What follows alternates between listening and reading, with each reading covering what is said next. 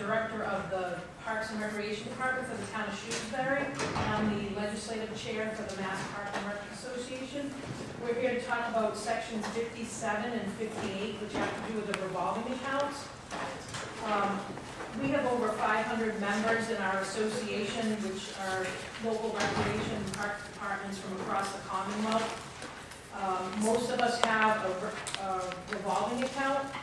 Our members have expressed section 58 to 53E1/2 revolving accounts. They're pleased with the changes that the governor has made because it eliminates the 1% spending cap that's tied to the tax levy.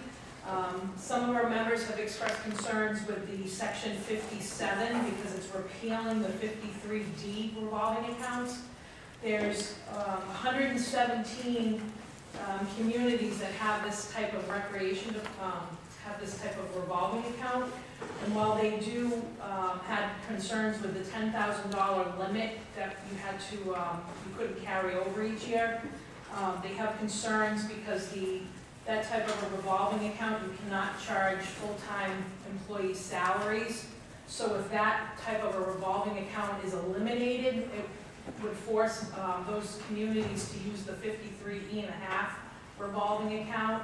And the concern that full-time recreation employees will now get charged to the revolving accounts, and that would increase the cost of the recreation programs that are offered to the community. And I'm going to let John Marshall talk a little bit more about that. Just before you're done, Yep. are you going to be submitting written testimony? Not today. We are going to eventually submit something on behalf of our organization, though. Yeah, great. Thank you, Angela. You pretty much summed everything up. Just that we did have some concerns throughout the whole process. We've been very happy. We've had a voice and been able to express our concerns with the 53E1/2 and 53D. So we have provided information in what was now being proposed. So we appreciate that. 53D, the revolving fund. We just had a number of members in surrounding communities, especially the smaller communities, stating that they have some concerns, specifically around paying full-time salaries and benefits. Not that there isn't the flexibility in the 53E1/2 that we have written, but a lot of those communities feel that they may be forced to pay benefits and salaries, changing them from delivering a service to the community to being a business. Possibly eliminating some of the free programs and offerings that they have. So we would just like everyone to consider that and take that into account. Thank you. And I'm Jessica Brody, the Recreation Director for the town of Wayland. I'm here specifically to talk about the 53E1/2 spending cap, which has impacted our town greatly in the past year especially. We've recently filed special legislation, House Bill number 3906, that will potentially raise our spending cap to 5%. This bill, in our eyes, is eliminating the spending cap, which is even better. So, we're definitely in support of this bill. And the reality of what the spending cap has caused is it's not allowing us currently to add any new programs, any new events, even hire new seasonal staff for our town beach. So, we're really tied with this 1% right now. So it passed would be great. Thank you for your time. Thank you. Any questions? Again, I would just ask that you send that in with Friday. Yes. Okay, thank you. Thank you very much. Thank you. Charles Cianelli?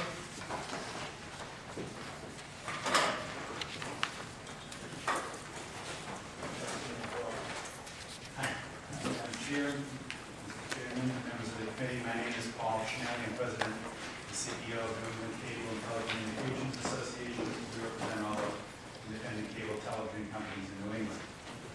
I am here testifying on section 62. We're opposed to it as it is currently drafted, but we would like to see an amendment that we could support. Any limitation of the debt ceiling should be limited to municipalities without private broadband providers. Those in Western Massachusetts, as mentioned by Mr. Cronin earlier, and I think that was the original intent. The track record of government-owned networks is certainly a cautionary tale. We've outlined that in our written testimony. And once again, I just want to emphasize, to the extent ceilings on municipal borrowing is eliminated, it should be eliminated only for those municipalities without a private broadband provider. Time, money, and effort should be focused exclusively on unserved areas. I'd be happy to answer any questions.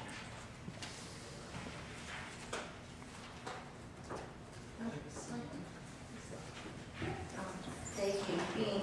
Being a representative of several towns that don't have broadband, when you talk about government-owned networks not working, I'm quite sure the private sector, if it were to be profitable for them, would already have broadband out in that area. So it's certainly something that is going to take, public and private work to do. And some of our communities are seriously looking into whether it's regional or town-owned broadband, but it's there's a lot that needs to be done in our area, and we certainly have a lot of great advocates in Western Mass for those folks as well. Yes, you do, and we wholeheartedly agree, we support that. Those communities should have that right to have the ceilings on borrowing for broadband lifted. And it's been a long road and a very difficult one. And we are trying to work as much as we can with different communities, but the economic models don't work without public input. Thank you. Did you submit written? Yes, because we submitted the testimony. Thank you. Any further questions? Thank you very much. Thank you. Michael Johns?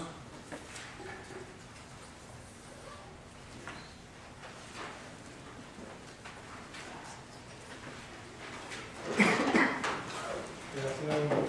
Good afternoon, chairs and members of the committee. Thank you for taking my testimony today. I'm the president of the Massachusetts Veteran Service Officers Association, and I want to bring forward concerns that our association has with sections 76 and 77 of this legislation. I have been through this legislation top to bottom. There's great efficiencies in it, a lot of great things for communities. As a municipal leader myself, I'm in support of the entire bill with these two exceptions, the two that negatively affect veterans and communities. First, I'd like to speak about the two cities in the district type of model. Two cities that have been pushing for this for a long time, Amesbury and Newburyport. They've tried a home rule petition, it's failed. They've tried many other avenues. They've come through my association, our association, and we do not support it. We do not believe it's in the best interest of veterans in those communities. Now, there's small communities, as I pointed out. Those communities also have the option of how they set up their government. They're small enough that they could be towns. They chose to be cities. Big cities come with certain advantages. There are very large towns that choose to be towns. So if they want to change the form of government, that may be a way to do it. Earlier, the two communities of Holyoke and Fitchburg, to my surprise, were mentioned as possibilities of two cities that may come together as districts if this legislation is passed. And what an example of two cities that should not come together as a district, because of the struggles that veterans in those communities currently have, and that veteran service officers already are challenged with. Now, to put those communities together to make fiscal efficiencies, which I'm sure will happen, degrades the public service to the folks that rely on that. So, as was first mentioned here, we do have a responsibility to provide needed services. Here in the legislature, here as public servants, and also deliver them fiscally responsibly, and find efficiencies where we can. That's why our association stands wholeheartedly behind districts. There are ways to better serve veterans by combining, towns into living service. Many of the towns in the western part of the state are much better served since they've come together and fully staffed a fully functioning district rather than like a veteran service officer that's only working there 5, 10, 15 hours a week. These two-city type of models does not meet that. This was where services would actually be degraded. The Lieutenant Governor and the Governor, they've done a fantastic job putting this bill together, as I mentioned. What was mentioned was that there were 1,300 survey responses, and there was no shortage of good ideas, which I'm sure is true, but they weren't all good ideas. And this two-city and district thing is one of them. The second one is, first I want to mention again, there was one misstatement earlier, and that was regarding a 15-town district. We're talking about section 76, if anybody wasn't sure. The 15-town district actually was not Melrose and was not those communities at all, although there is a 3-town district there. The district that was referred to was named correctly. That was the Barnstable district, which serves the Outer Cape, where I traveled from this morning from a conference. And that is a well-staffed district that spreads across many small communities. Just want to refer my notes here very quickly. The second part is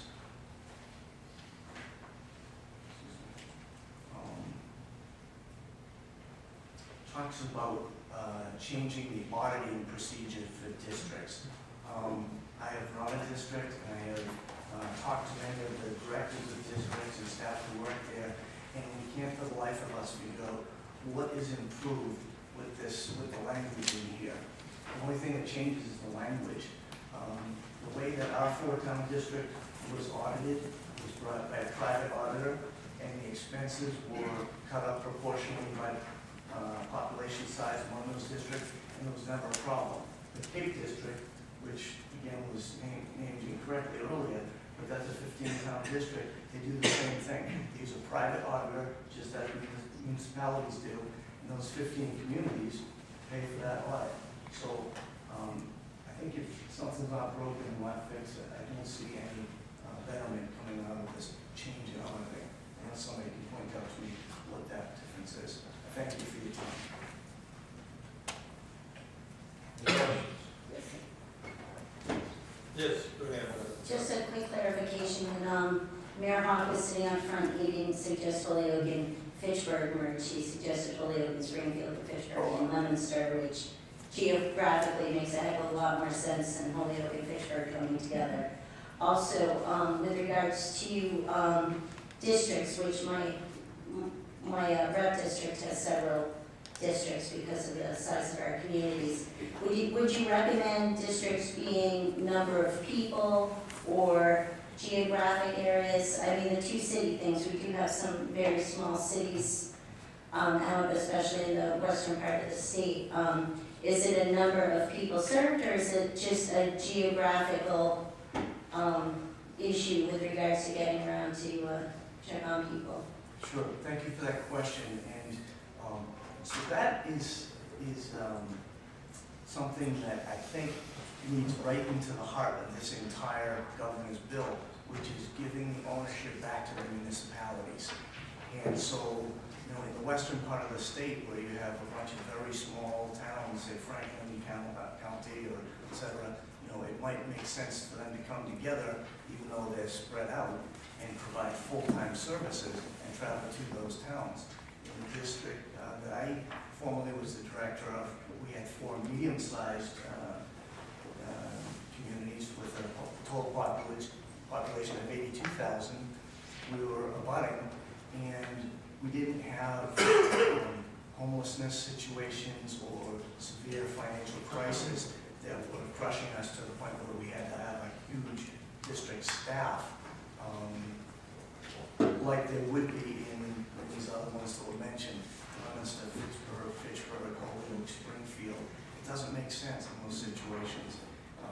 So to make an exception to this for the two particular towns that really shooting for this Amesbury, Newburyport, it doesn't make sense. It doesn't make sense to me to create legislation around a particular situation, a one or two town thing. That's what home rule petitions are for, and it's failed at the home rule petition route. So to answer your question, I think that really goes back to local governance.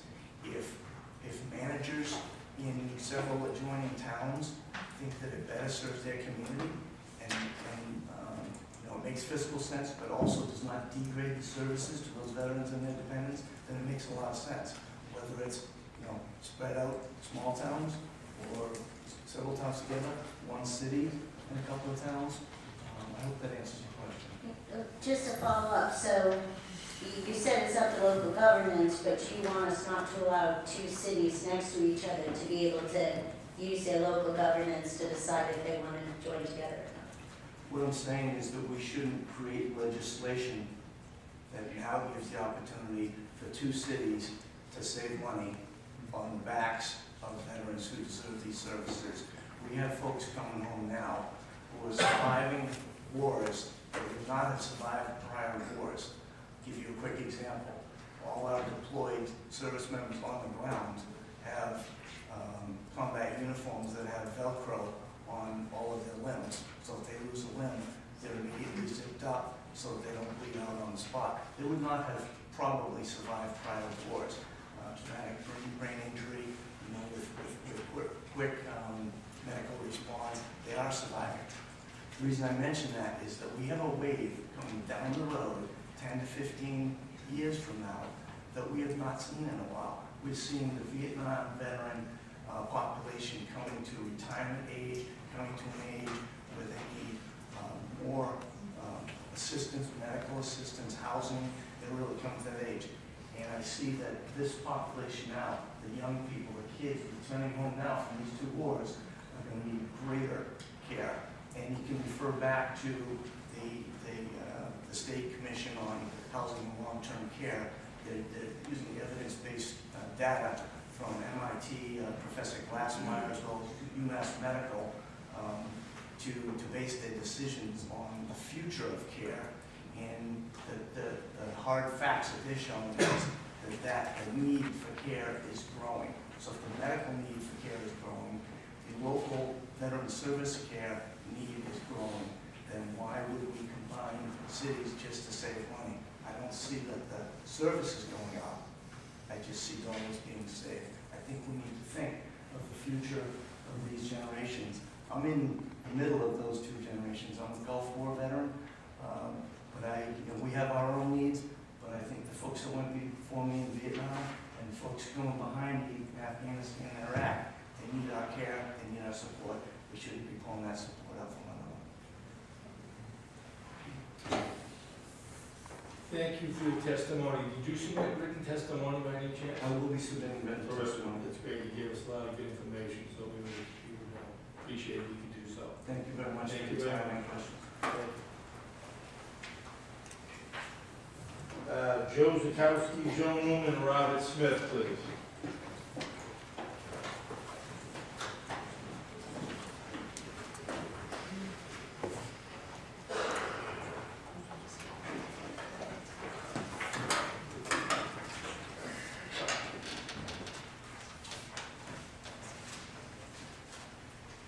Good afternoon. Good afternoon. How's your little polls today, right? Yeah, it's a small subject. My name is Joe Zukowski from Verizon. Thank you for the opportunity to share a couple of thoughts. We've submitted a written testimony. We're going to make a couple of comments. With me is Joan Newman from National Grid and Robert Smith from Eversource. We'll talk a little bit about similar discussions we've had with the Telecom Committee, but a number of bills on the same subject before it. We oppose the double bill whole section of this bill, but we wanted at least to describe for this committee what the utilities are doing in this area.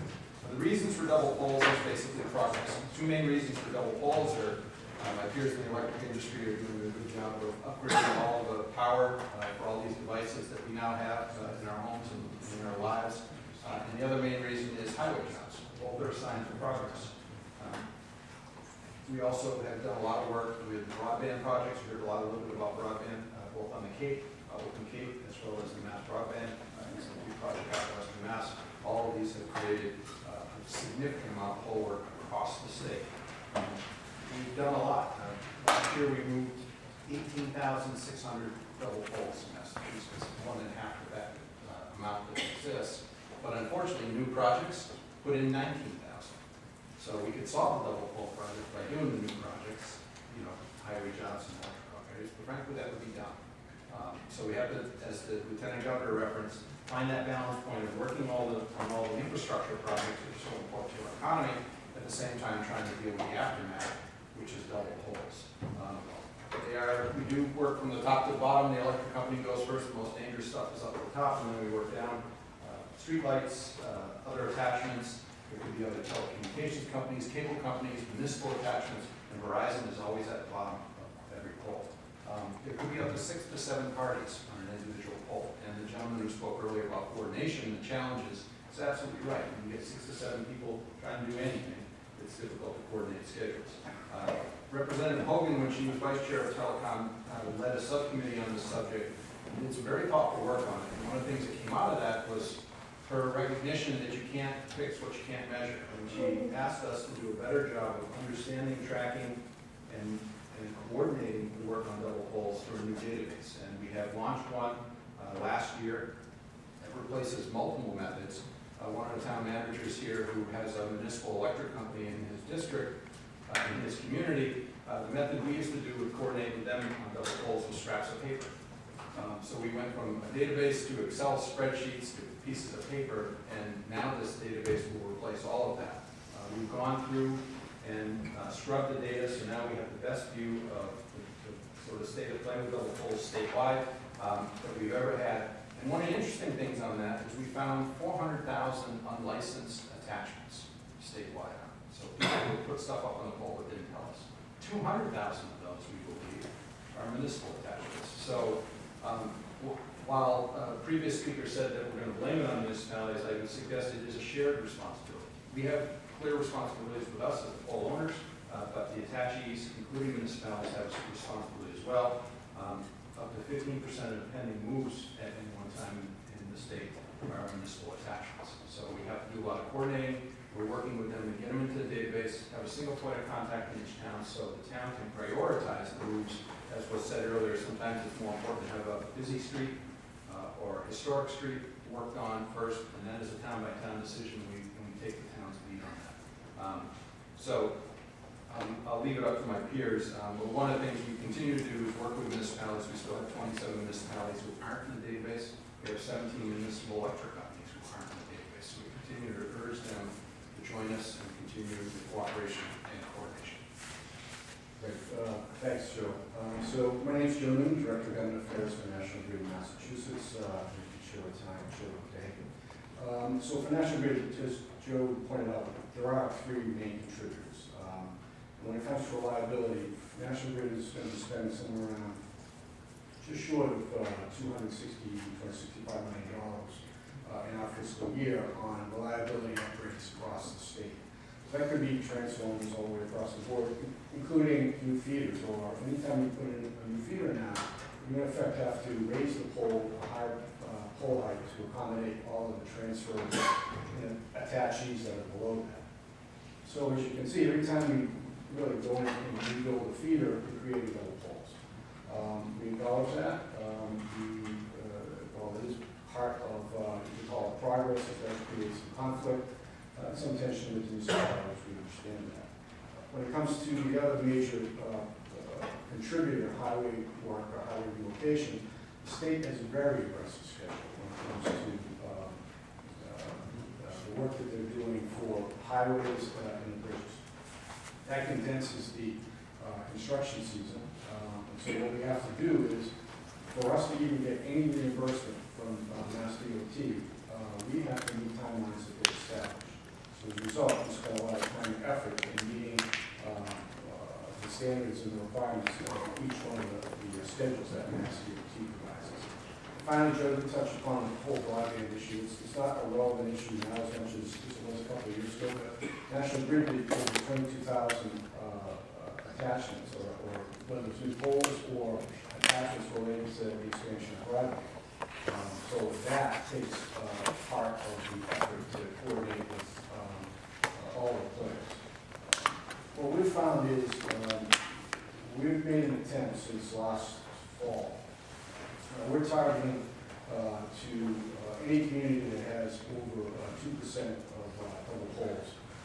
We're making a full-fledged effort to try and get in there, find out what the issues are on the transfers that we have to make on parties, and so we're giving that a mad push. There's probably over 40 communities, but right now our focus is on, while we're doing the other work, and we are working with other municipalities to address double poles. We're making a more concerted effort to try and clear up what we see as a backlog there, or a number that might not be, that's really not acceptable. So we're doing our best to address that. And when it comes to the legislation, I think one of the things we're concerned about, at least for speaking for National Grid, we could be the owners of poles, we could be joint owners with Verizon. And for now, we have a municipality have the ability to come in and say, oh, by the way, you didn't meet the 90-day requirement, we're going to here's your fine. There's really not a good procedure or practice in how to address that. Because again, the burden of proof is on us when these municipalities come in with, some will come in day 91, some will wait 120 days. I mean, there's a broad spectrum across the state how municipalities operate.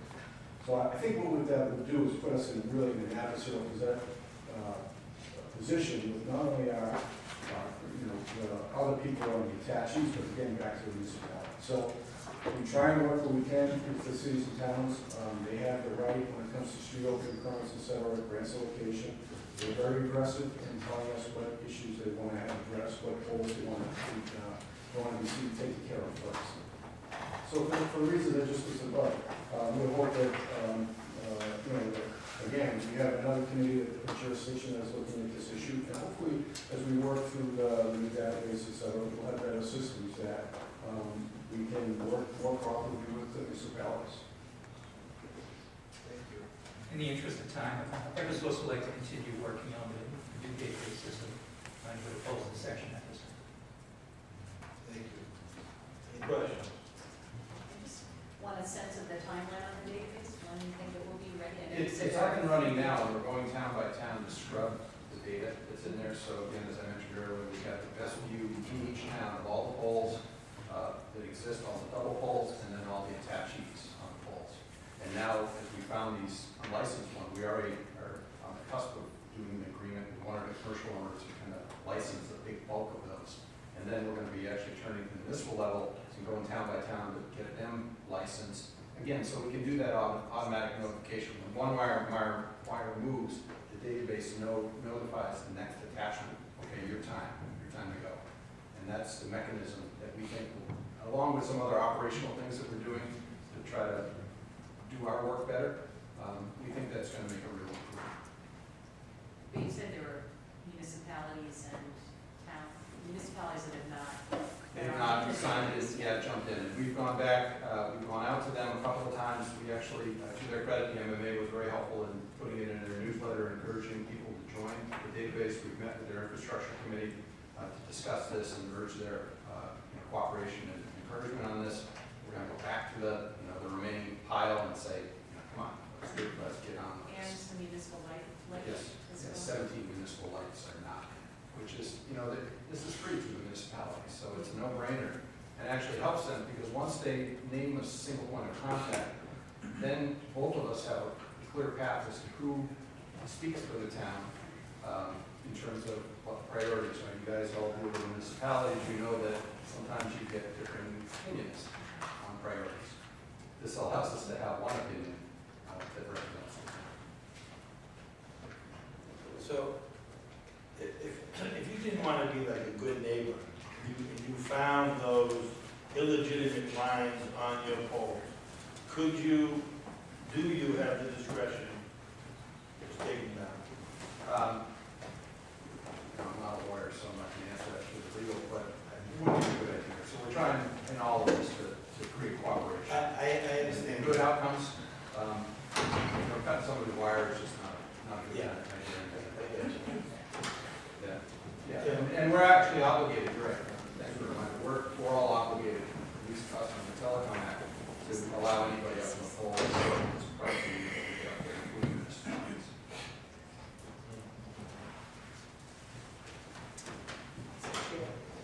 Quick clarification, so you mentioned 400,000 total attachments, Total unauthorized attachments, total unauthorized. about half and half are commercial, half are municipal. So could you just give us a couple of little examples of what? It would who's be, tapping into your could be a fire alarm, could be municipal networks that connect all the buildings. It could be an alternative telecommunications provider. So to be authorized, would they have to? They have to go through, licensing process. Basically, if it's commercial, then there's a payment to either of us, or both of us, small payment. And then it's just basically a notice, so you know basically who's on your real estate. So just, again, just to understand, there are many, many sections here, double poles I've heard of before, and I've gotten some, obviously nobody wants to have a double pole, just extra eyesore, is that the right word? Is the land?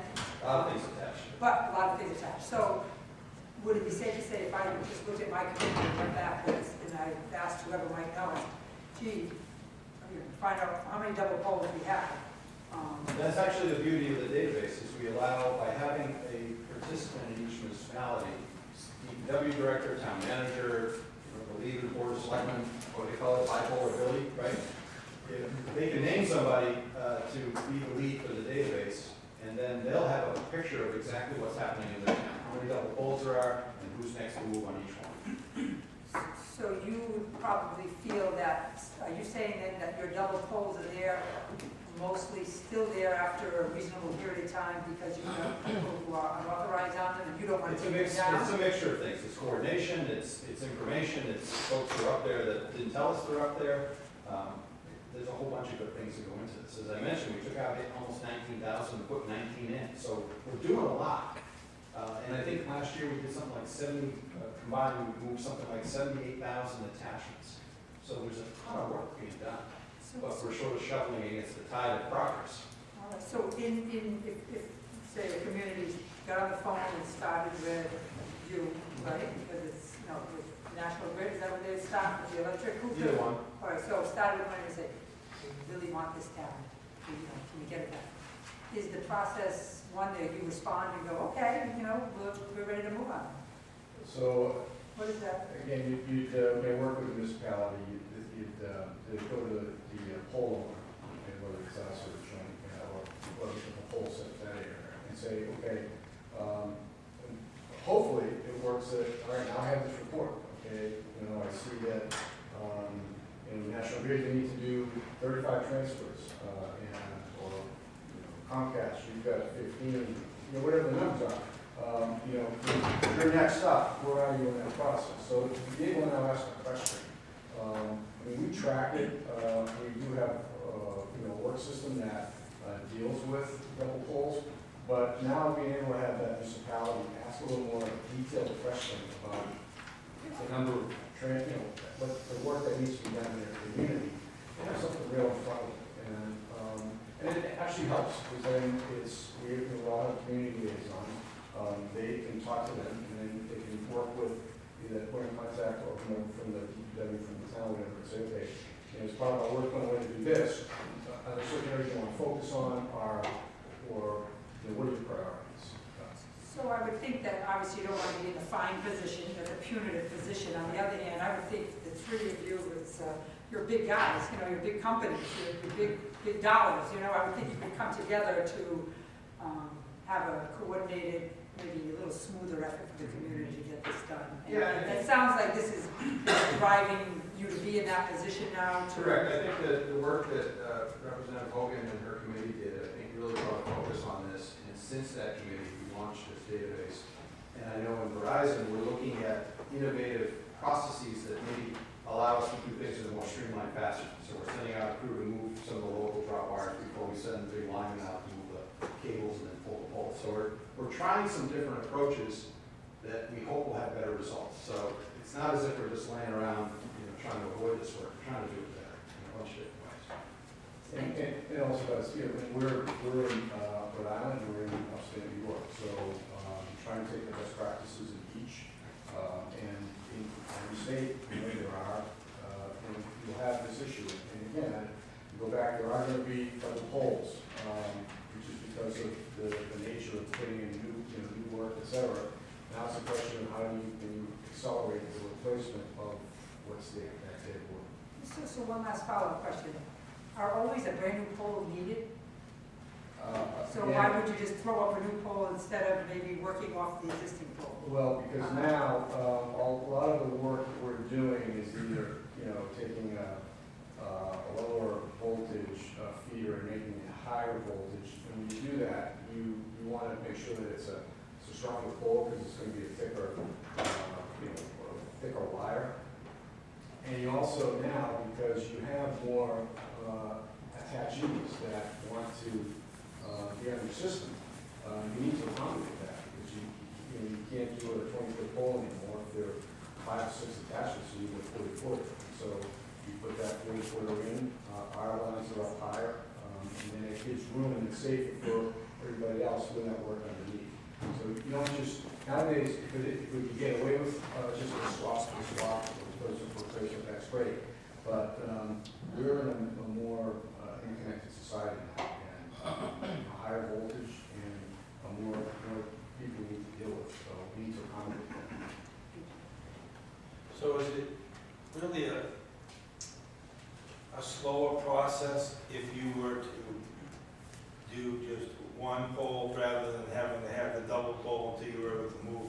Is there a process, but a slower process, where you can do the brand new pole, remove the old pole, but it takes more time? I mean, I guess I'm not following the process, so that you have to have that secondary pole there as you're making the transfer. Why can't you go and just make a brand new start, do the transfer, 6 lines, 7 lines, 40-foot pole, go from the shorter pole to the bigger pole, remove the shorter pole? Well, I think the only issue there is, Joe's probably more of a technical expert than I am, but so we do that, we install that new pole, we automatically transfer over our electric. Then you'll have the next group coming down. That is a scheduling issue, okay? That's, because, so whoever's next has a certain responsibility, the next, and they're going to inform the next participant, the next person on the list. That's what the automation is supposed to serve. But I think at the end of the day, we don't, people don't want us touching their wires, we don't want people touching our wires. So you have to schedule it. And now when we do, our work plan is usually 4 to 8 weeks out for each crew that, has their schedule for such and such a day. So you multiply that by 6 times, what you're scheduling for their work. You can see that it's, you can't necessarily say, okay, we're going to do Smith Street, National Grid, I want you to come in and then I'm going to have Verizon go next, or Charter or Comcast go next. It's very difficult to just do, 6 groups in a row, week after week after week. There is going to be a little bit of a lag, because each company has its own process system. So Because we are juggling this in between state highway jobs, local highway jobs, the work that we do with our electric companies. The last couple of years, we've done a lot of work dealing with green energy projects. So all these solar farms that are out there, sometimes they need new pole lines to reach out to the edge of the field so they can connect to the grid. As you mentioned, broadband projects. So we're seeing more and more of these infrastructure projects being developed that take the time of our linemen, our engineers, and the folks who work on this stuff, the new stuff, as well as trying to get rid of the aftermath of the other projects. So there's not a crew that just comes along and takes the pole that's no longer in use away. Eventually, once all the wires are off, we're always the last guy off. So, sometimes that falls to us. It's a lot bunch of ways you could do this. You can go and clear all the ones that don't have wires on them, or you can go and work on the priorities of municipalities. You can work on busy streets, and there's 100 ways to attack this problem. And a lot of it depends upon what the desire of the local community is. So we try to tailor the work that we do to what they want, including their local road jobs. Yeah. So, Thanks. Has it ever been done, just building off this question, so I'm not sure if he was heading this way or not, but, so has it ever been done in other states where a crew is assembled of all of the, you each have, you know what I mean? It's sort of a coordinated crew, so you could systematically. we've actually done that. wires down. Joe and I worked with one of the towns that has a big tourism trade, and we sat down with the mayor, and she said, you know, these two streets are important to us because that is the main drag, you know, the main way that tourists come into our city, and we want to leave a good impression. Okay, we were fine. We went in and we coordinated that, and were able to get crews to try to follow each other as best we could. But it cleaned up a priority for that mayor. We've had other mayors say, I need to work on this area because it's a new, you know, economic development, at least from an industrial park. So, But also, I think your question is, can you have one contracted crew come in and do everything at the same time? Yeah, which would be comprised of your group, and whatever else comprises that 5 to 6. we're actually, one of the innovations that I referenced is something that we're just working on that would go towards that. It isn't quite baked yet. We need from some others to do it, but we're leaning that way. I know where you're going, and it's a good idea. Okay, thanks. He just said I should go to work, that's why I'm laughing. Tom? Mr. Chairman, do you have a list of the communities that you're waiting? We can provide, I don't have it with me, so we can certainly provide it to the committee. And how long have you been waiting? Yeah, I mean, that's fine. I think we have a question from the senator. That she, would that be from Salem? Perhaps. You won't say. She's very persuasive. Yes, she's very good. All right, so, you know, I was a 15-year city councilor with that particular mayor before she was a mayor, and this issue of double poles came up a lot back then, and I have to say, your responsiveness has gotten way better. So, thank you. I'm going to say thank you, even though it's not perfect yet. We would go years, 2 and 3 years with no response at all, so this has gotten way better process. But if you can just explain quickly, who owns the pole? Verizon owns most of the poles, or? Because we're statewide, Yeah, we are generally joint owners with the local electric company. Sometimes it's these guys, sometimes it's the municipality. In a few cases, there's one party that owns it. We just sold our pole, our interest in the poles to the town of Wellesley, which is a municipal light company. So now we're just an attachee. But generally, it's joint owners. okay. And power's at the top, and then you said sometimes 7 or 8 providers can be on a pole. Power's always at the top.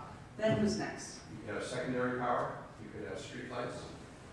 Then you get into the telecommunications space where you could have a few different telecommunications providers. You could have up to a couple cable providers, and then Verizon. So phones at the bottom, and then, so where's municipality, where do they kind of fall in? Are they, They're in that communication space, so. oh, they're in that fire? Fire alarm, and you Yeah. could have a municipal, what they call INET, institutional network, that connects all the buildings, so they're in that space as well. Okay, great, thank you. We good? Thank Thanks you. an awful lot, thanks for your patience. William Campbell? Campbell? Good afternoon. Chair, members. My name is William Campbell, I'm the city clerk from Woburn. I'm past president of the Mass City Clerks Association, and I'm a current member of the executive board of the Mass City Clerks Association. And I wanted to discuss with you today sections 68, 69, 70, 71, and 72. Those are the election sections. And I wanted to go on record as being in favor of those changes. As far as sections 68, 69, and 70, those regard the changes in the hours for registration. So just a short story, I was on the city council in the late 80s, and I remember being in committee meetings and seeing lines of people outside the door on the last day to register to vote. Back in 1987, the registration deadline was moved from 9 p.m. to 10 p.m. And in 1993, it was changed from 10 p.m. to 8 p.m. And that followed the motor law, which allowed people to register to vote by mail. So we're at another one of those moments where we now have online voter registration. Overnight, last night, we had 125 people registered to vote online. We had about 30 to 35 cards in the mail today. And we had about 10 to 15 people come in the office. They weren't registered to vote. They wanted to make sure as unenrolled voters that they could pick their party's ballot for the president's primary. So the registration is going to be more online. So I believe by moving it to 5 o'clock, it would be option to go to 8, it wouldn't harm the voters, it would increase efficiency. Tomorrow night's the last day to register to vote. I'll reach out to my colleagues tonight, ask them to take a survey, provide that information to the committee as to how many people are registered between 5 o'clock and 8 o'clock tomorrow, just to give you an idea. On the electronic poll books, currently we are still using paper. I don't think a lot of communities are going to make that leap to the electronic poll books right away, but this would be an option. It's setting us up for the future. I think any electronic poll book that we would use would have to be approved by the Secretary of State's office, just as we have 2 voting machines we can currently choose. Only the certified machines, I think, would be the same here. I know my community wouldn't quite be ready to move to electronic, but it's an option for the future. And the Section 72, I believe it has something to do with the checkout table, but I think that section needs more clarification, because what it does is it puts the person in charge of the precinct. It gives them the flexibility to choose how to deal with checkouts. I have 14 precincts, I have 14 wardens. I'm not going to allow them to make their own rules on election day. I'm going to have a set of rules for everybody to follow in the city. So I'm not sure what that section is about. But the electronic poll books and the changing hours, I think, would be beneficial to the process. Just one thing towards that end, and I wish I sort of scanned this before when, but I know there's still someone here from the administration. Secretary of State had weighed in and said that, you know, at a minimum, he would want to determine the standards and approve the books, as you rightly mentioned. Apparently, that's not in the legislation right now.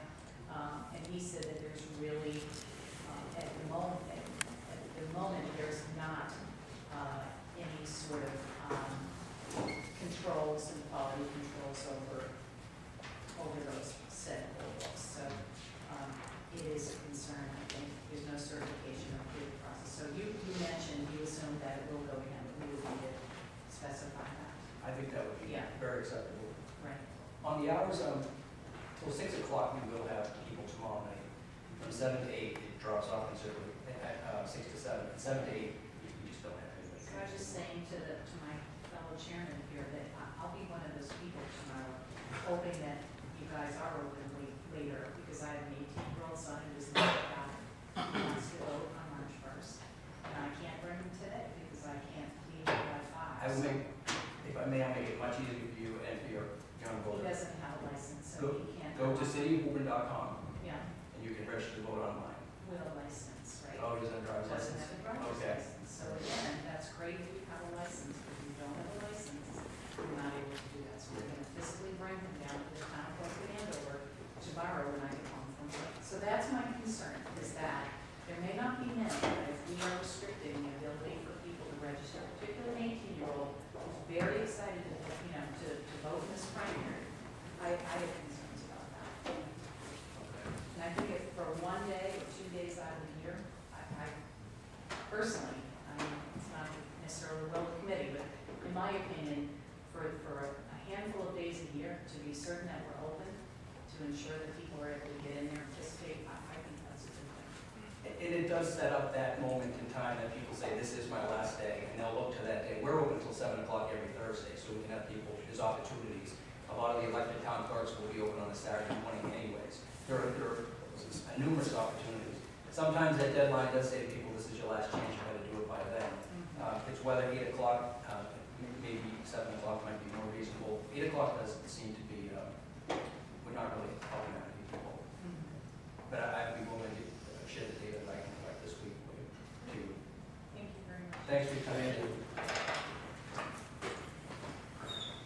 Mandy Driscoll. Andy. Aaron Anderson.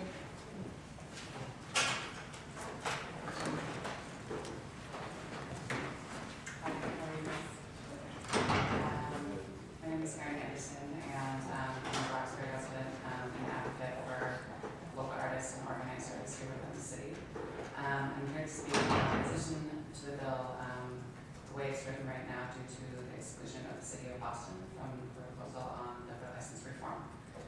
I've personally been observing the liquor license process in Boston since 2014 when 75 new licenses were released to the city. I've sat in almost every hearing during Wednesdays and Thursday mornings from 10 a.m. To about noon. And I take notes and provide some clarity in the process and provide a report back to the community about what's going on that day. I knew some of the history of what the thought of licensing was and is in Boston and in the state, and I've researched licensing in other cities and states across the country. Massachusetts is not unique, but we definitely set a precedent. The conception of the law itself was about control and racism. The Brahmins initially over the Irish working for indentured servants, also known as slaves, and as access increased and government changed hands, unfortunately the oppressing and racist ideology of the law has been passed down. I've talked to, so my knowledge of the process in unfortunate politics has come by way of experience. I've talked to small restaurant owners, Main Street directors, licensing, like the chair of the licensing board, the city councilors, to try to solve the riddle of this economic model of the law and the process in order to push for the most viable solution. It's also important to note that I'm not originally from here, so all the backdoor and playground politics that are still invading the culture of our systems are not ones that I'm aware of, nor do I adhere to them, and nor do I care to know. What I am concerned of is addressing the inequities within this city, such as at any point in time, the city cannot tell you a solid number of licenses available. And this makes it close to impossible for aspiring restaurateurs to bang their models. And if they want a clear insight, they have to pay for legal counsel, which is an increased expense. Because of the false economy that was created in the transferring and selling of licenses outside of the cities and state process, the gross inflation of these licenses have taken place. So from $2,800 versus a $400 million, which is an extreme limitation for those who are looking for investment who do not have the personal capital to cover the expense. Economics are undoubtedly tied to the conversations about racism, our American concept of capitalism, based on the buying and selling of people, mainly Black and brown men and women. And we see how this aligns with access today, because up until the passing of the most recent 2014 legislation, there were only 2 African American liquor license holders within the city. So there are obvious economic disparities at play. And lastly, it creates inequity within Boston's neighborhoods. While the North End has 80+ licenses, and depending on how you view zoning, Roxbury now has like a total of 8. And competition for these licenses leaves parties, and I've seen it in the hearing rooms, leaves parties feeling divided, slighted, ignored.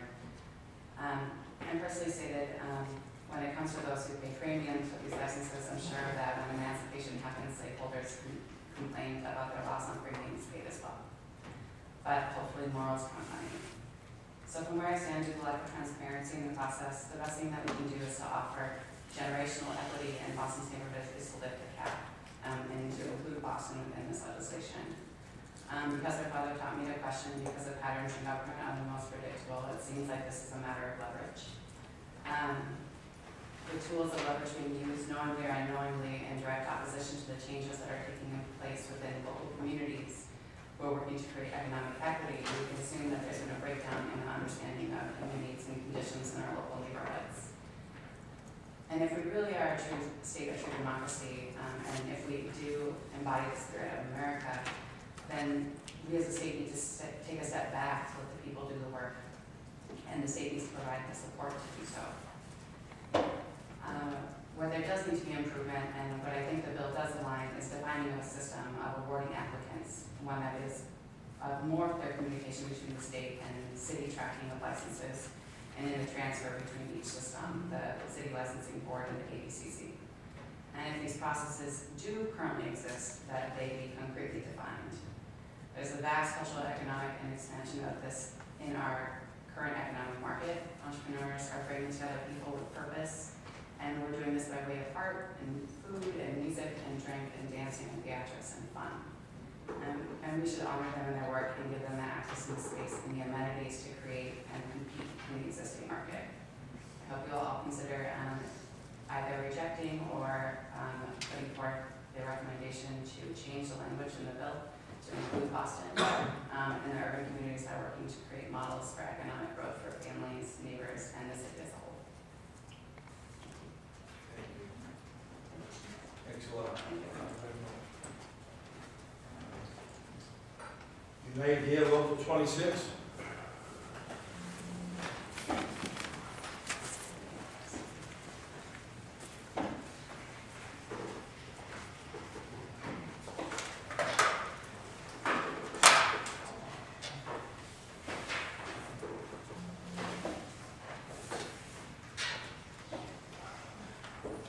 Good afternoon, Madam Chair, Mr. Chairman, members of the committee. My name is Jamie McNeil, I'm the General Agent for United Here Local 26. I'm making remarks today on behalf of President Brian Lang, who couldn't be here today. And with me today is Nelson Rodriguez, a server at a Back Bay restaurant in Grassroots Drill here in Boston. Local 26 represents over 7,000 workers in the hospitality industry, including hotel, food service, Fenway Park, convention centers, in the airport. We're asking today that this bill be amended to treat Boston like other municipalities in the Commonwealth of Massachusetts as it relates to licensing. Over 100 years ago, the Commonwealth of Massachusetts made a determination that the city of Boston was unable to regulate its licensing of liquor. This determination was based on a long-standing fear of an immigrant population that looks a lot like me. While the majority of the Commonwealth's immigrant population may not look like me today, the simple fact is that this determination hurt the immigrant communities back then, and it hurts the immigrant African American communities today. Under the leadership of Mayor Marty Walsh and Boston City Councilor Diana Presley, we have seen for the first time in many years the same amount of effort and determination put into economic development in neighborhoods like East Boston, Dorchester, Roxbury, Mattapan, as we've traditionally seen in other parts of our city. These are the neighborhoods our members live in, and these are the neighborhoods that deserve what the rest of the city often takes for granted. A place to bring your family to dinner after a long work week, a place to celebrate an anniversary with a loved one, or a place to build a career and earn an honest day's pay. I'd like to introduce someone who has done just that. Nelson Rodriguez is a member of Local 26 and has built his career working at a union restaurant here in Boston. Good afternoon, Chairman. My name is Nelson Rodriguez. I work at Russell, New York, at the restaurant for 18 years. I am a seller there. I am here today because I want to make sure all the Boston family have the same opportunity I have had.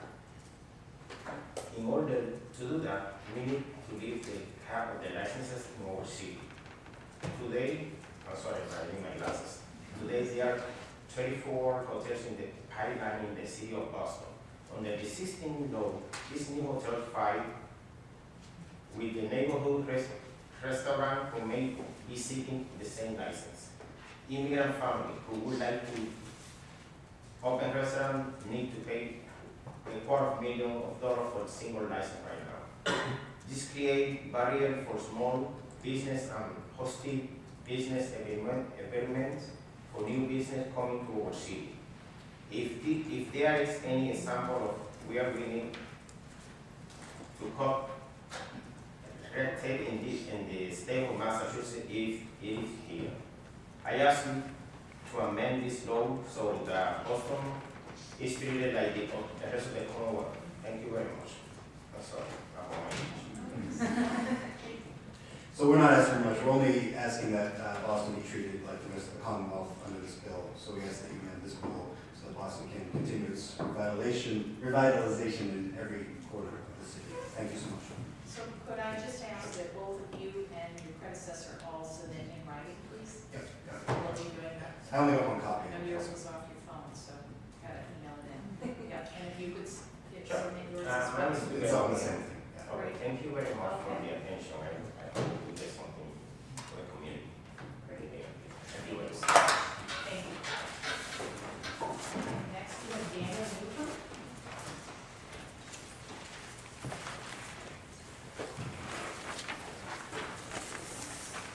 Good afternoon, Madam Chair, members of the committee. My name is Daniel Newcomb. I'm from Marshfield.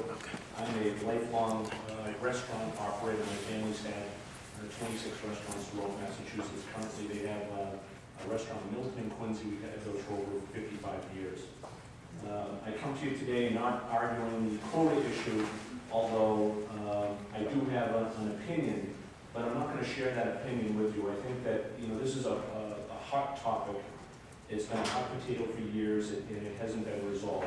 And I'm hoping that the committee can find it to come up with a resolution that is satisfactory to both operators as well as you know, people that are interested in being in business. The mayors have a great point. I think there's a need for new licenses throughout the state. I think that the operators have definitely have a hard line that they have an investment. You know, they've had an investment in licenses. They've operated under that premise for years and years. I think that there's probably not anybody in the state that understands the quota as well as I do. It's all I do all day long. I'm a restaurant broker. I sell. I've been a commercial restaurant broker for 15 years.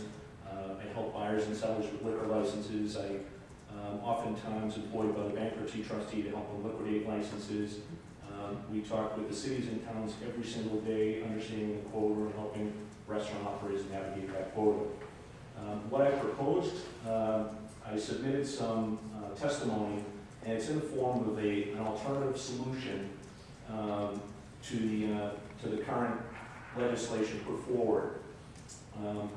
This absolutely takes into account all of the stakeholders, taxpayers, current owners with investment, entrepreneurs, restaurant companies, developers, landlords, lenders with collateral interest, local licensing board, the ABCC, the Mayor's Association, the Restaurant Association, the Banking Association, the Mass Municipal Association. The challenge that you faced over the years with licensing, there's so many stakeholders, everybody has a different interest. And I can tell you that every time a license comes to market, whether it's a restricted license, in Braintree they restrict them by the number of seats to keep the mall from getting all those licenses, to Watertown's looking to lease licenses out. There's a tremendous amount of confusion amongst consumers. Consumers being chains that want to open up in Massachusetts, or independent restaurant operators that want to reopen. They don't know how each city and town is going to play. Somerville treats their Section 12 wine and malts differently than every other town. The other piece of the puzzle is that there's not a level playing field. Every time one of those restricted licenses gets put into the market, an operator can open up next door to you, and they don't have the debt that they're carrying and trying to support that through the years of operation. I can tell you from experience that the restaurant business is a razor-thin margin. If it snows in my restaurant brokerage business, if there's a snowy weekend, my phone rings off the hook on Monday. And if it snows on Valentine's Day or Mother's Day or something goes on like that, it's economically, it's a collapse for a lot of restaurateurs.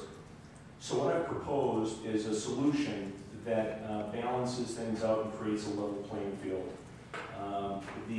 It provides funding to battle the opiate crisis in Massachusetts. Governor Baker, in his address, his State of the State address, really held I thought he was very passionate about opiate addiction. I've lost a niece recently to opiate addiction.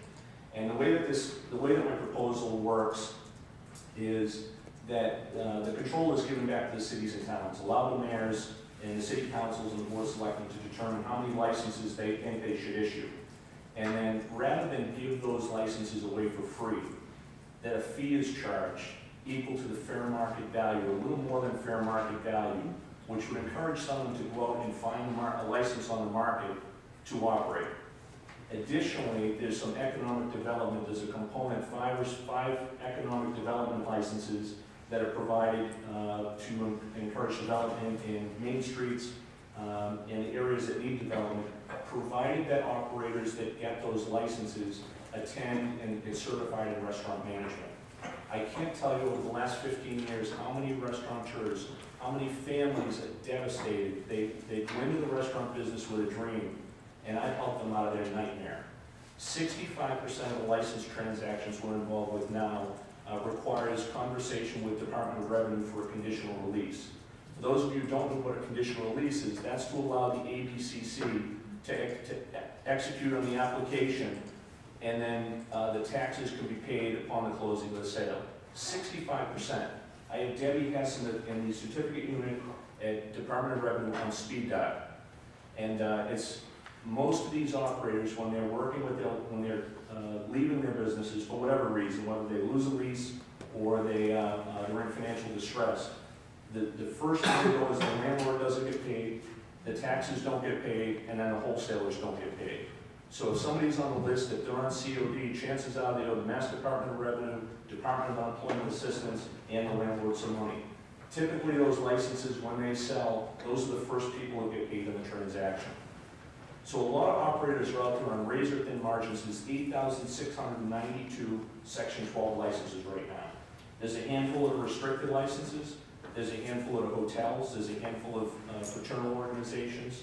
There is a handful of businesses that do very well. But there's the bulk of mom-and-pop independent restaurant operators that have been operating under the understanding that they have a licensed asset. Anytime that a new license comes into that market, whether it's restricted or not, it significantly affects the value of their license and definitely puts a concern of their financial success in the future.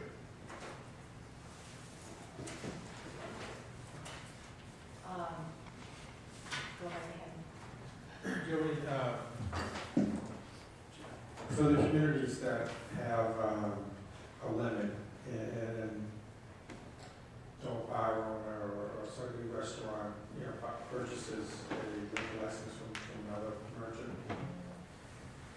And so we have that scenario going on, say my community is worth at any given time $125,000. And now the community wants to, or some of the community want to have new opportunities for restaurants.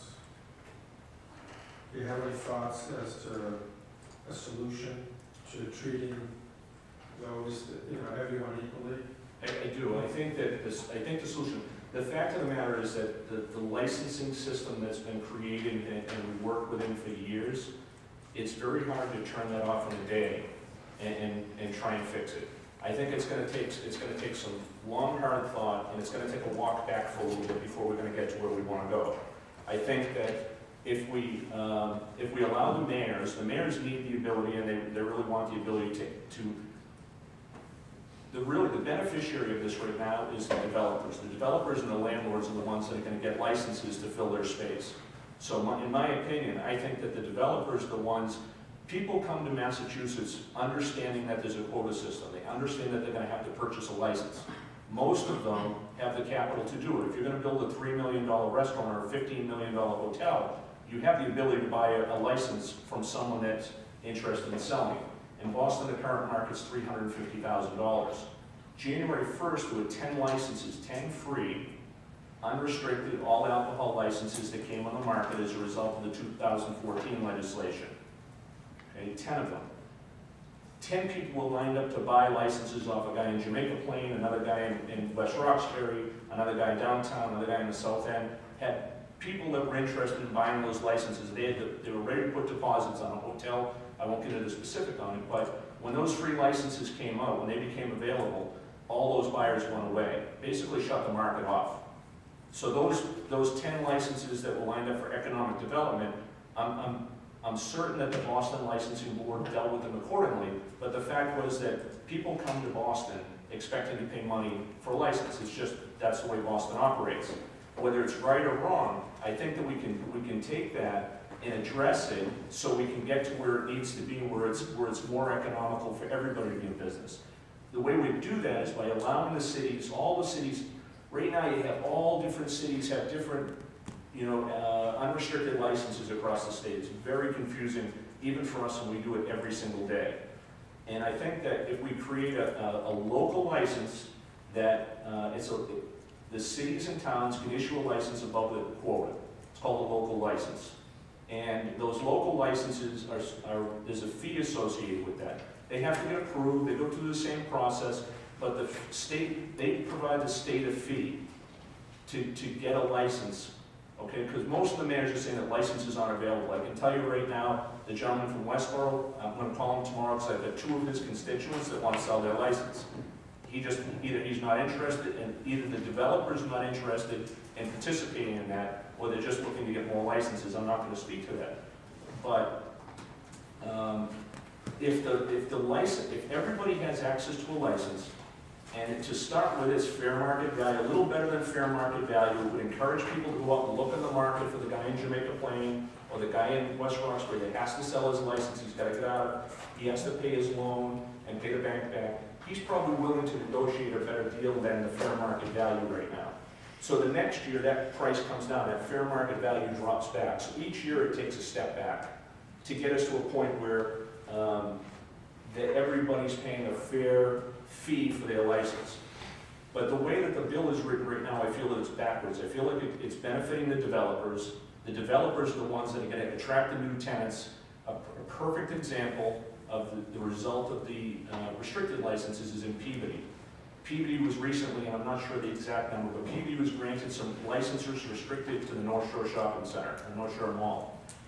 Joe's Bar and Grill, which is a Back Bay restaurant group unit, has been there for 20 years. They're sold, they're currently based out of San Francisco. I was alerted by the CFO that they wanted to close, they wanted to take their market to license. So they closed their 250-seat restaurant, and they have a Peabody all-alcoholic section called license in hand that they paid for the renewal. The developer has, the mall owner has a new tenant coming in, not your average Joe's, who's applied for one of the restricted licenses for the mall. So now, Joe's American Bar and Grill has a license that they probably would have sold had that restricted license not come into play. But now they're sitting on a license, and the second part of that is, not your average Joe's can't get approval for that space because the Joe's Bar and Grill license is currently issued to that address. So we've got a quagmire. Okay, Joe's Bar and Grill wants out, they want to sell their license, not your average Joe's wants to come in, but with a free license that the mall operator required for him. He can't come in until that other one goes, so I've got to find somebody else in town that has an interest in acquiring a full liquor license. It's probably not going to be another mall operator or not another mall operation because I think they have 1 or 2 other licenses left. So who's going to buy it? So I think my point is there's a lot. This is a very difficult topic, and I give you credit, Chairwoman, for facing this. I'd like to offer up my expertise and my knowledge. I've given you my contact information. I'm very comfortable talking about this topic. I'll tell you, my ride home today is going to be very difficult, not getting distracted looking at the polls, the double polls. But you know, I have a very good understanding of the liquor license. I understand all the stakeholders' issues, from the new chef that's looking to get started. A new chef that's looking to get started, key point is that they need to be educated. They need to overcome, if gathering cash to open up a restaurant if they can't get over that, they probably don't have any right opening a restaurant. It's a very challenging business, and if you can't pull that off, you're going to need money every February, every January. As soon as the gift certificate money runs out, you're going to need cash. And it's just a very basic undercapitalization of the restaurant business is a recipe for failure. I just want one final comment. You have a wealth of information, and there's not enough time in this hearing to really get into it further. But you're dumping so much information. I'm not sure exactly if I still understand it. What I'm concerned about, just so you understand, we have these mom and pop, like pub restaurants that have paid national grand for the license, and now we have developers are coming in that want to have restaurants that improve the community, that have other options. And so how do you, my question, enough of that, my question is, so how do you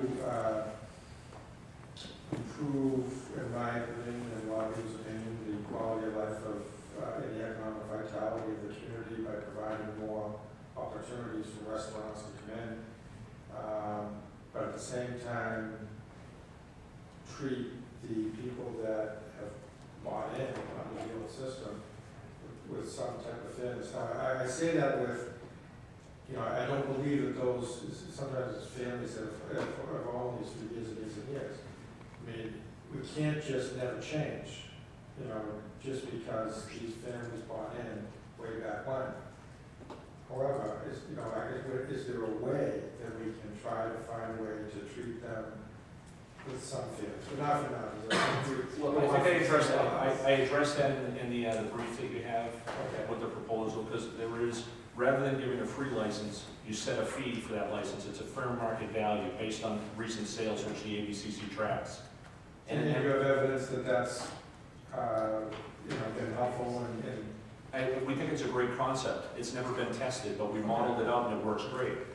And that money, the money that comes in, doesn't go to the municipality, because if that were the case, you'd go to the licensing, the city, the Board of Selectmen's office, and they'd say, oh yeah, we have a license, we'll sell you a license, we'll sell you a license, and gather the revenue. But rather, that money is directed to a big problem we have right now, which is opiate addiction. This is an unseen revenue source that nobody has seen before. If those 10 licenses last week sold for $350,000 a piece, would have been $3.5 million in unexpected revenue that could have been directed over to the opiate addiction problem. There's millions of dollars to be made. If the developers want to fill their spots and they want to incorporate, if they want to invest in those licenses on behalf of their tenant or work with them to, in rent reduction, that's available to them. Give them a license, let them do it. But don't give them a free one and then tell Halfway Cafe and get them, okay? When Legacy Place got all their free ones, this guy's been in business for 20 years. Don't tell him he's being treated fairly, because he's not. Thank you. You're welcome. Yeah, we'll have further conversation. Thank you. Feel free to call me Yes, we've got anytime. a few more people on it. Thank you. Very much. Okay, Jamal Majors? Gathers, sorry. How are you? I'm well. Good afternoon. And thank you for the So I would like to discuss the matter of the licensing as well. My name is Jamal Gathers. I'm owner of Blue Hawk and Roxbury on Maple Avenue. I think in particular, in addressing licenses as an institutional loss, I think this is a matter of equity and economic development as well. Whereas in my neighborhood where my proposed restaurant will be, it has undergone great changes throughout the last 20 years or so, and the neighborhood is really turning around. And as we've seen in South Boston, restaurants can be an economic accelerator and changing around the neighborhood.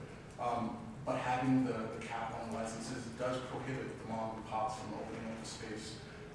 There's also another function, which is opportunity, whereas in my neighborhood and other neighborhoods like it in Dorchester and Mattapan as well, there aren't that many restaurants or commercial spaces that are fit for restaurants. So it's a matter of when the opportunity presents itself, how can an entrepreneur take advantage of the opportunity if they cannot get a license or the process of getting the license is very prohibitive. So I would like you guys to further consider that and understand. I just want to convey that the communities are changing and there are opportunities there. It would best benefit the communities to bring more jobs there and also to invite others and other economic opportunity from elsewhere by visitors and more tourists into my community as well. And to do so, we need the licenses to become available because there are a lot of spaces and there are a lot of operators and people like me that want to help the community change and be at the forefront of that change. And are you going to submit written testimony? Yes. Please do. Thank you. Lisa Finelli?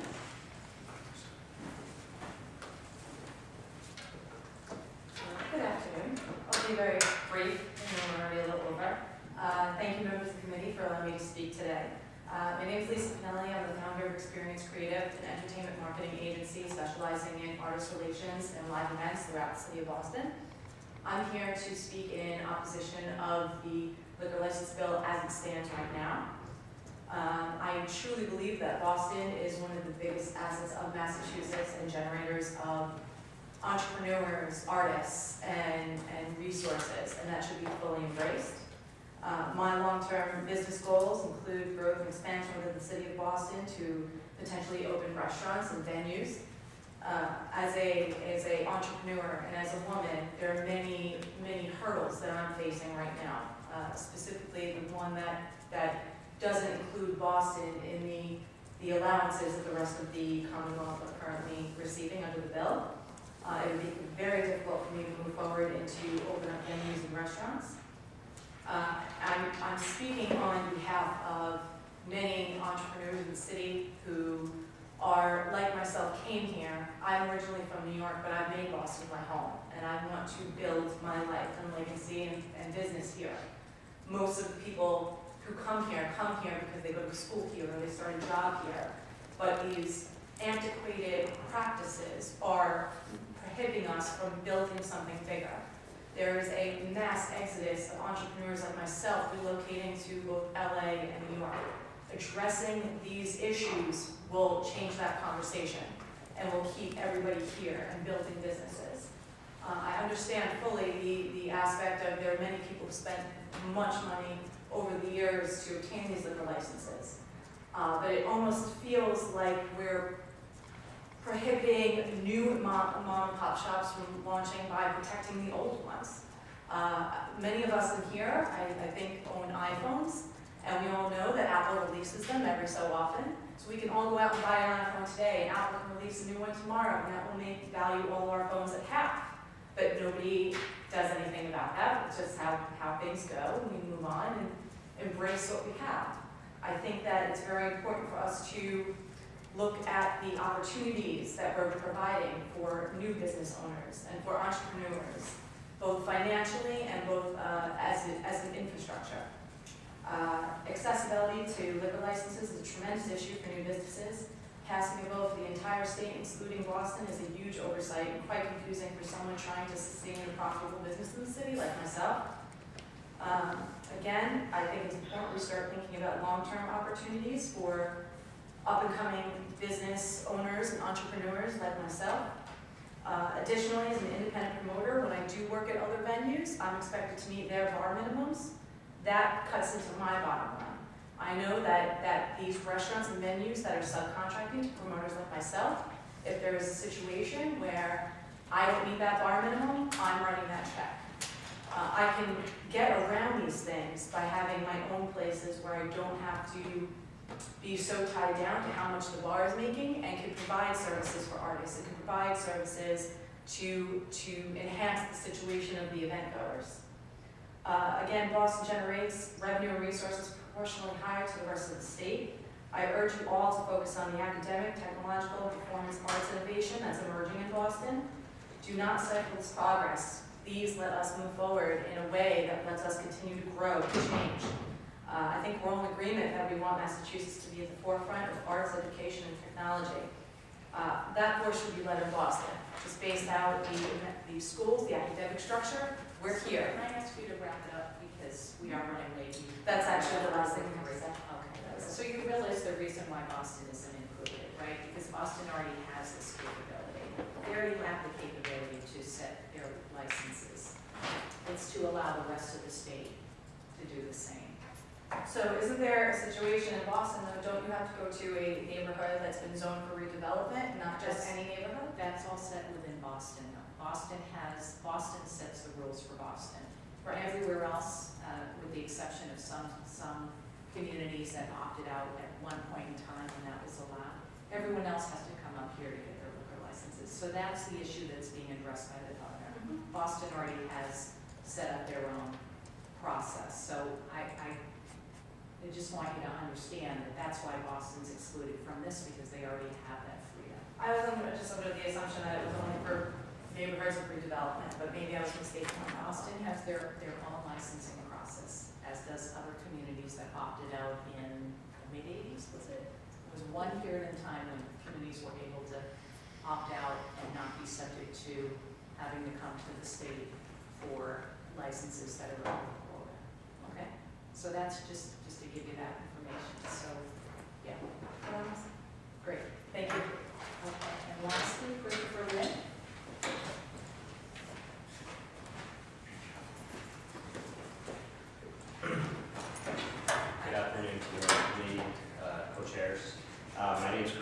I'm here today in support of cities and local municipalities gaining control over the liquor licensing process and amending the current law. I own a small restaurant in Roslindale with about 5 employees. I've owned the restaurant now for almost 5 years. One thing I've learned is this business is hard. It's harder than I imagined. The barriers to entry require immense startup capital and working capital that come with huge risks, particularly for small restaurateurs. We really put everything on the line with very small margins for error and many struggles along the way. We do it because we have a passion for service. I believe it is well known that restaurants are risky business and a large majority fail within their first year.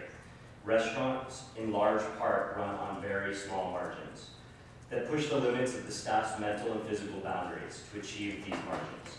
In many cases, restaurants make most of their profit from the sale of beer and wine and liquor. It has become a necessary part of running a successful restaurant. Restaurants are one of the cornerstones of our culture here in Boston. Good restaurants, in many cases, help define a neighborhood. Look at the South End. The neighborhood culture has been built around creative restaurants. We are an economy built around large institutions and hospitals, but the small businesses like restaurants help employ the locals, families, and single mothers. At my restaurant, we have had the pleasure of employing 3 single working moms who work 9 to 5 and supplement their income working a couple nights a week to make ends meet. The survival of these neighborhood establishments would greatly increase if the process of obtaining a liquor license was not so costly. Currently, we have an age-old system where full liquor licenses have become commodities that can get hundreds of thousands of dollars on the open market, and beer and wine licenses can get as high as $70,000. For the small guys, the mom and pop places like mine, this is more than restricted. While I understand the controversy in making changes to this process that may affect businesses that already own one of these licenses, while I stand before you as someone who owns one of these licenses, I tried to qualify for one of the non-transferable licenses and stood before the licensing board with overwhelming neighborhood support. Afterwards, it was decided my restaurant falls just outside the limited Main Street district. I was forced to put my family further into debt as I believe my dining expansion and long-term viability would not have been possible without this license. While the possibility exists for my current beer and wine license to devalue, I believe in making changes for the greater good and for the future of Boston's culinary scene, for future restaurant innovators looking to enter the field. I love this city and want to see continued progress for mom and pop businesses like 7 Star to exist and thrive. Just to comment on something someone mentioned earlier, there are immense barriers to entry. There's crazy amounts of debt that a restaurant owner would take on to start up. And I think that changing the system so that licenses didn't cost hundreds of thousands of dollars would prevent that debt and give the restaurants a greater chance of survival in the first place, rather than having the chance of sending them to debt. Yeah, that is happening right now in other places outside, around the state. Right. It's just that they have to come before us to get these new local quota licenses. Right. So it sounds like the problem right now resides within the city based on the concerns of the municipalities. Yeah. Thank you for your time. Yep, thank you. Okay, so that's the last person that has signed up to testify. So